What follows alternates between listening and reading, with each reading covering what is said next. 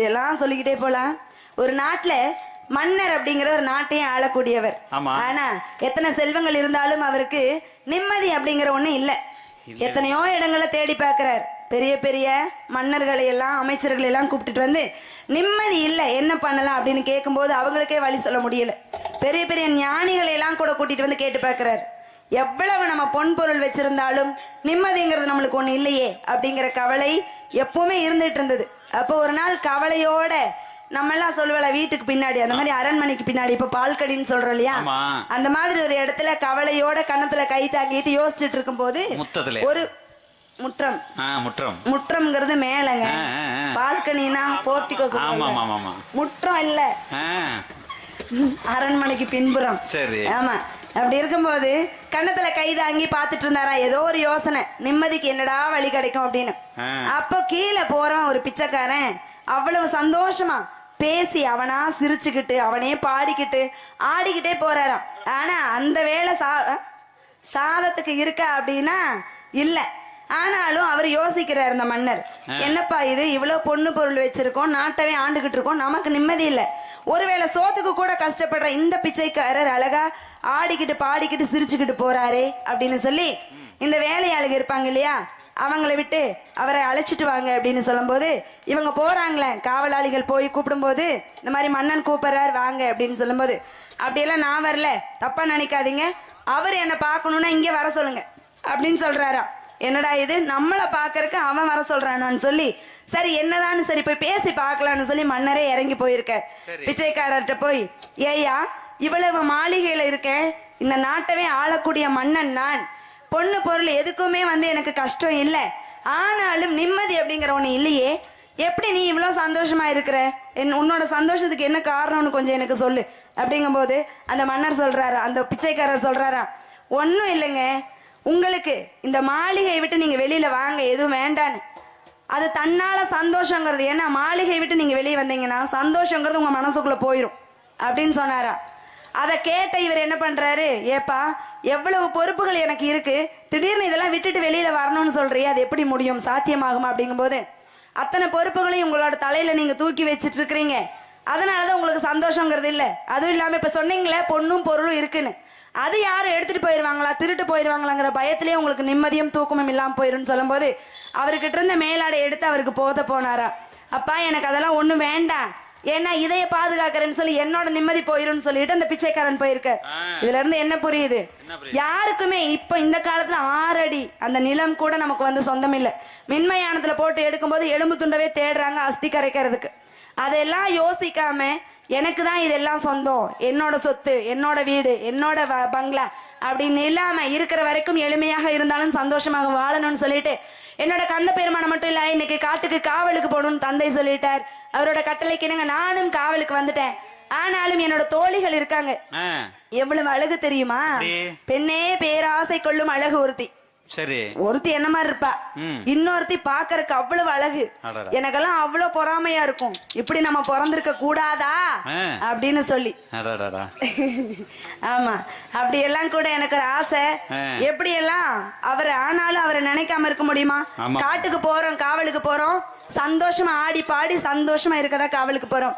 அதற்கு முன் என்னோட கந்த பெருமான எப்படி எல்லாம் வர்ணிச்சுக்கிட்டு இருக்கிறேன், எப்படி எல்லாம் அவர் கூட வாழணும்னு ஆசை இருக்கு அப்படின்னா, மாமே வாங்கி தந்த மாமே வாங்கி தந்த வண்ண சேலதான் இந்த வேலைதான், மேல உடுத்துறப்போ அவன் மோகந்தான் புது ராகந்தான், பொட்டோடு பூ முடிச்சு மஞ்சள் பூசி வச்சு வந்திடு முகராசி மகராசி,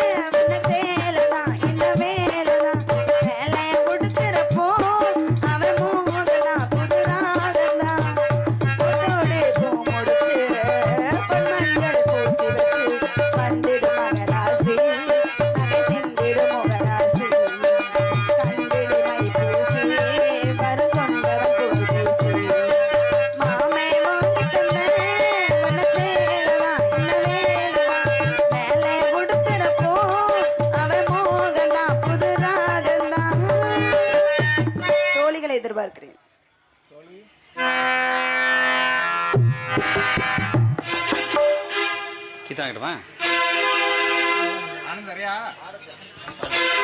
ரசிகர்களின் வேண்டுகோளுக்கு இணங்க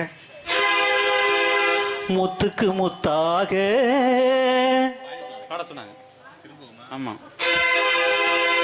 சொத்துக்கு சொத்தாக அண்ணன் தம்பி பிறந்து வந்தோம் கண்ணுக்கு கண்ணாக